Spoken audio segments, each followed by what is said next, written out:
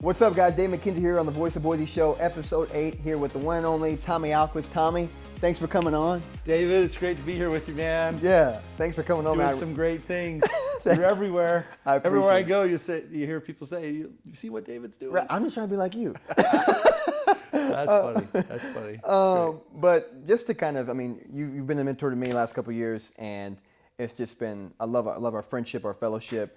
But just for the people who are out there watching, talking off camera, you've had over 3 million square feet over 2 million square feet the last 3 years. Yeah. Been responsible for building the Zions, building downtown Clearwater, and multiple huge projects, as you know. And just been a part of just what this community is all about. So my first question is, what people don't know is you were a doctor for 14 or 15 years before you got in this development stuff. So my question is, what made you just say, I want to jump into this, and then now you're crushing the game in that? Yeah, it didn't happen. I didn't intend on leaving. I tell people that all the time. I was doing night shifts at the St. Luke's emergency room, and you know where Buffalo Wild Wings is, where Franklin and Eagle Road is. That was a subdivision. So I started knocking doors and buying up those houses in '05. Wow. And that started me into commercial development. That was my first project. In fact, one of the streets in that little subdivision is Brooklyn. That's my daughter's name. I named it after my daughter, and I thought, oh, this will be cool to do some development on the side. Interesting. And it just started rolling, and then I tried to do both I did both for a long time. Okay. And then at some point, you're so busy with everything going on, I had to get out of medicine, and that was hard for me. I didn't really get out. I still own several medical businesses. Okay. And I don't see patients actively, and there's nothing like seeing patients, man. Yeah. Business is great, but taking care of patients is different, and I missed that part of it. Was that hard, kind of like just saying I'm going full time? Yeah, it was hard. You know, you're dealing with hard things, right? People coming in, coding and dying, and it's hard. Sure. And when I went part time and was only working 1 day a week, I started doctoring defensively. I started thinking, man, I don't want to get sued. So it took a little of the fun out of it. When I was full time, you're just going so hard, you just don't even, you're not even thinking about that. So there was a time I called my wife and I said, hey, honey, I think I'm done. I don't think I can do this anymore unless I'm full time. But it was great. It was a great transition. I loved it. I love healthcare. I love taking care of people. I get people all the time says, you left medicine. Yeah. Why would you leave medicine? You go from being a doctor to a scumbag developer? I mean, what's up with this? Right. And, I do miss it. I encourage anyone that wants to go into it, though. It's a great profession. Right. Taking care of people is just wonderful. So Now to go right into that, you're saying it's a great profession. Being a business owner myself, a lot of entrepreneurs watch this show. That phrase always comes up of long-term wealth. Long-term assets, right? Or, hey, how can I set not only my kids up, but my grandkids and all these things. So what is kind of your advice or take on that of just long-term assets, finding business and relationships that can attain over a long period of time? If you're around really good business people, they'll talk about what their long-term equity portfolio looks like, right? Right. What are they building? And it's a lot of different ways to do that.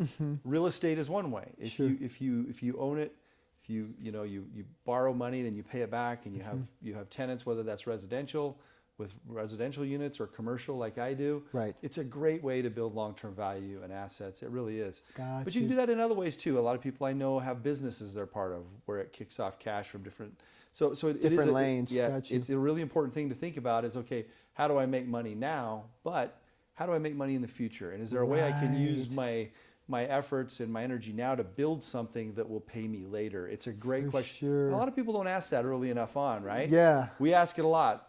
What's the return on investment now and in the future? Great question. And you ask it all the time. Right. So I love being around you, man. Well, do you think it's a thing is that aligning with relationships or is that aligning with your calling? That's the thing. It's like, ideally, you find something you're passionate about, something you love, something that you just can't live without, and then use that to create wealth and value now and later. There we go. The other thing I always tell people too, though, is the best part of money is given back, right? Right.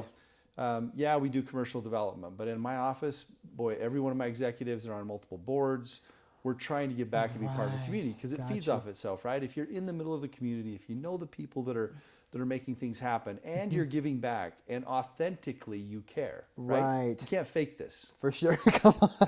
I mean, you can't fake it. People see right through that. But if you truly care about your community, care about the people in it, put yourself in positions where you understand the needs of that community, relationships come out of that are very rewarding. Got you. And it's almost, I mean, it seems like you talk about community, you're going right into my next question. It's almost like I told you these questions before. No, I'm kidding.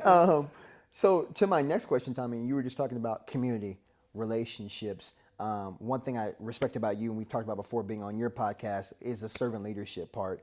And I love that about you, and you're involved in the community with that, and the people around you are just awesome people as well too. So you were part of the Crush the Curve thing as well too, or starting that, and just through the COVID. So tell me about the servant leadership aspect of you and how that's been such a big part of your whole of what you're doing now. Yeah, I think it becomes part of who we are, right? Our DNA. Like I went into medicine, I really did. I didn't know anyone that was a doctor. I didn't. Yeah. But I saw that as a profession where you could authentically go and help people, right? Right. And give back. You know, I think it's there. And now in business, it's okay. We're going to go do great things and we're going to build great projects. But how do we give back? Right. How do we connect with what drives you and motivates you, but be able to have that servant's heart, right? Doing it for the right reason. Not everyone's got that. And I think you can develop it by putting yourself in positions where you understand and you connect with people. I can't tell you how many people I've introduced to, like Reverend Bill at the Boise Rescue Mission. Yeah. Or I've introduced to you know, some of the homeless projects that we're involved in. And you get them involved and they develop a servant's heart, right? Because they see, hey, there's something I can do here to make a difference. And it's all part of being a fixer, right? Right. When you see problems around you that need someone to help with solutions, you go try to help fix it. You try to be part of the solution, not part of the problem.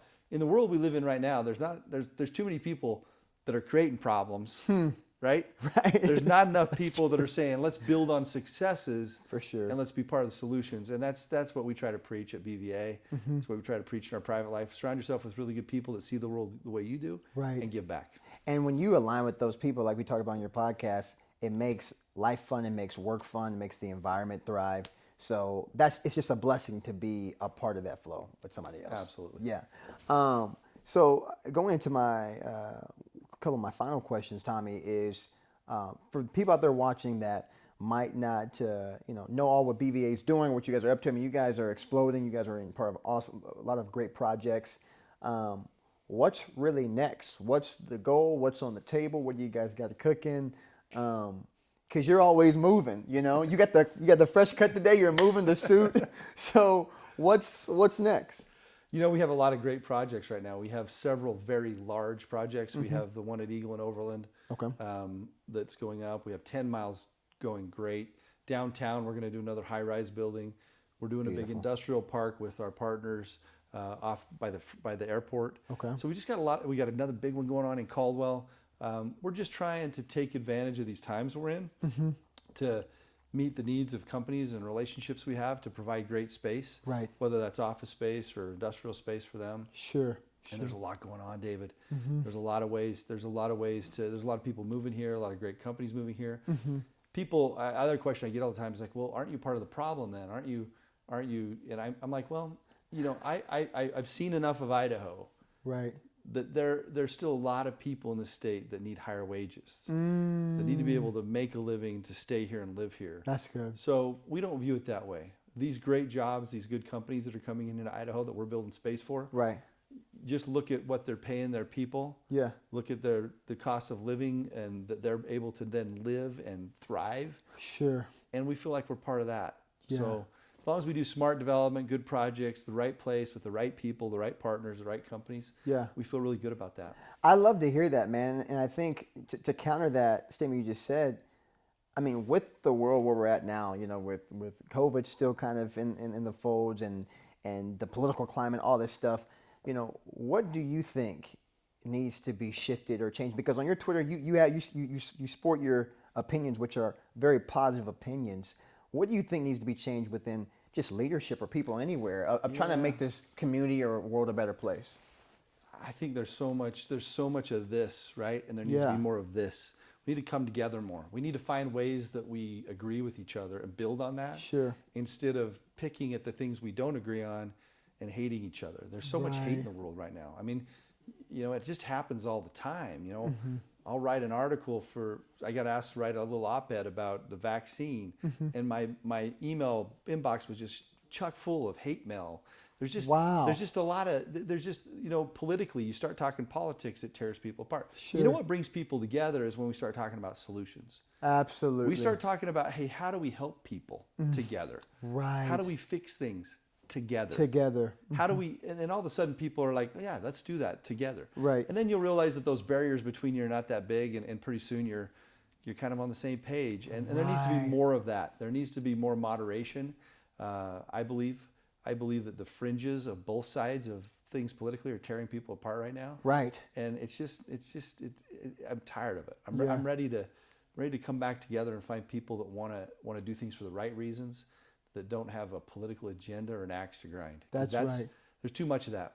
That's right. Amen to that. I love it, man. I love it. And one thing I did hear is that some of the Topgolf people are coming here tonight to kind of see what is the move with that, right? So everybody's been excited about Topgolf coming and all that. So what's...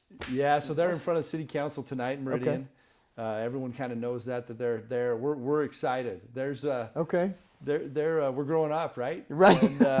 And we started having some of these folks come in, and it gives us that entertainment. The things here, businesses here thriving. We're excited to be part of that, David. Yeah, I'm excited too, man. I can't wait. And my swing. Well, I've seen your swing. Right. I don't. Is it pretty good? It's pretty good. There we go. I don't know. It's getting better too. It's getting incrementally better. So you're not working hard enough. That's what I'm here today to tell you. Hey, thank you guys for tuning in. Episode 8, Tommy Ahlquist, CEO of BVA Development. And thank you to them for also sponsoring this show as well too. Thank you guys for tuning in. And Tommy. Thanks, brother. Appreciate it. Thanks.